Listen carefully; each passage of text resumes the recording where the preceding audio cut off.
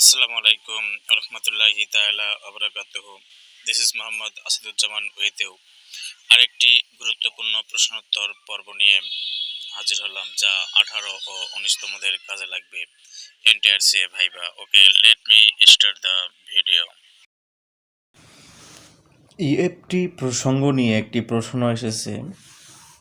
EFT কি এবং যারা ষষ্ঠ গণবিজ্ঞপ্তিতে আবেদন করবে এবং যারা এই ষষ্ঠ গণবিজ্ঞপ্তিতে মাধ্যমে শিক্ষক হবে, তারা কি সরাসরি ইএফটিভুক্ত হবে? ইএফটি এটা একটি যুগান্তকারী চাহিদা মোতাবেক একটি প্রচেষ্টা। এর অর্থ হচ্ছে পরবর্তীকালে, তার মানে ইএফটি করলে সরাসরি চাকরির যে বেসরকারি শিক্ষক নিবন্ধন বা সরকারি হোক, যে মাসিক বেতন পাবে সরাসরি তার মোবাইল বা অ্যাকাউন্টে চলে আসবে। এখানে প্রতিষ্ঠানের কমিটি বা অ্যাডহক কমিটির আর সাইন স্বাক্ষর লাগবে না। এটা খুব ভালো একটা দিক। এখন কথা হলো, ষষ্ঠ গণবিজ্ঞপ্তিতে যারা শিক্ষক হবে তারা কি সরাসরি ইএফটিতে যুক্ত হবে? হ্যাঁ, তারা সরাসরি যুক্ত হবার অনেকখানি এগিয়ে থাকবে। আর 2 নম্বর প্রশ্নটা অনেকেই করেছেন, আমাকেই করেছেন, আমার কমেন্ট বক্সে করেছেন যে ভাইভাতে কি ফেল করায়? ইয়েস, ভাইভাতে অবশ্যই ফেল করায়, তবে গণহারে নয়, তুলনামূলক কম। এখন কথা হলো, ভাইভাতে কারা ফেল করে? যারা একদম কোনো উত্তর দিতে পারে না, কোনো প্রশ্নের উত্তর দিতে পারে না, কাগজপাতি ঠিক রাখে না, অথবা সিগনেচার মেলে না, অনুপস্থিত থাকে, এদের মধ্যে ফেলটা বেশি হয়। আশিকুর রহমান নামে এক ভাই লিখেছেন, আমার বয়স 34 বছর 10 মাস, আমি কি সার্কুলার পাবো? অত্যন্ত গুরুত্বপূর্ণ এবং হৃদয় স্পর্শী একটি লেখা। যে আমি আশিকুর ভাইকে বলবো যে আপনার বয়স 34 বছর 10 মাস, অর্থাৎ আপনাকে নতুন যে সার্কুলার আসবে আপনি পাবেন কি না সন্দেহ আছে, তবে যদিও পান তারপর আপনার আবেদন না করাই ভালো হবে। তারপর, বর্তমান শিক্ষা উপদেষ্টার নাম কি বা ভাই ধরতে পারে, সেটা হচ্ছে CR আবরার। ভাইভাতে কতজনে একজন টিকাবেন? তার মানে ভাইভায় যেহেতু এবার বেশি টেকানো হয়েছে, যদি শূন্য পদ বেশি থাকে তাহলে অনেকেই টিকবে, আর যদি যে হারে টিকাইছে আর যদি একদম শূন্য পদ কম থাকে তাহলে প্রতি 3 জনে বা 4 জনে একজন টিকবে। তারপরে এনটিআরসি এর জব পাইতে কি কোনো টাকা বা মামা খালু লাগে?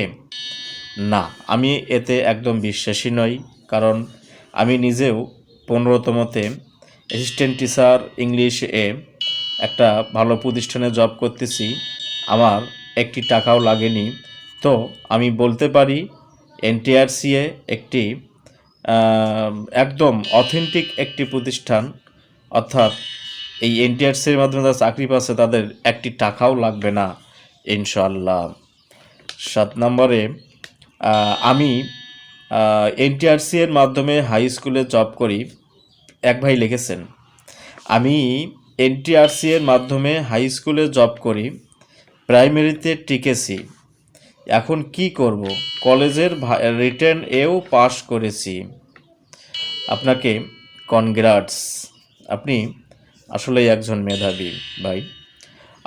তো আমি বলবো যে আপনি এনটিআরসির মাধ্যমে হাই স্কুলে জব করেন এবং প্রাইমারিতে টিকেছেন, এখন আপনি বলছেন আপনি কি প্রাইমারিতে যাবেন? হ্যাঁ, আপনি হাই স্কুলের চাকরি ছেড়ে প্রাইমারিতে যেতে পারেন, তবে আপনাকে এখানে সাবজেক্ট দেখতে হবে। যদি ইংরেজি, ম্যাথ বা বিজ্ঞানসম্মত যে সাবজেক্টগুলো আছে, যেগুলো সচরাচর আমি প্রাইভেটের প্রতি গুরুত্বারোপ করতেছি না বা সেদিকেও দেখতেছি না, তো তারপরেও আপনি চাইলে হাই স্কুলেও জব করতে পারেন, কারণ এখানে আপনার আলাদা একটা সোর্স থাকবে ইনকামের।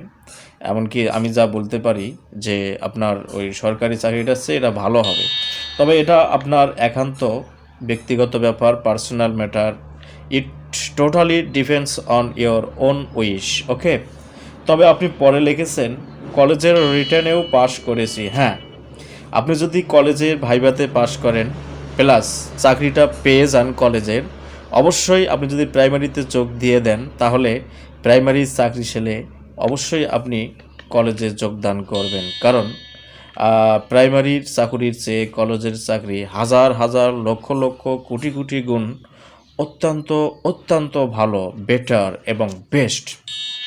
আশা করি আপনারা আমার বা আপনাদের প্রশ্নের উত্তর পেয়ে গেছেন। So, these are all from me from this video.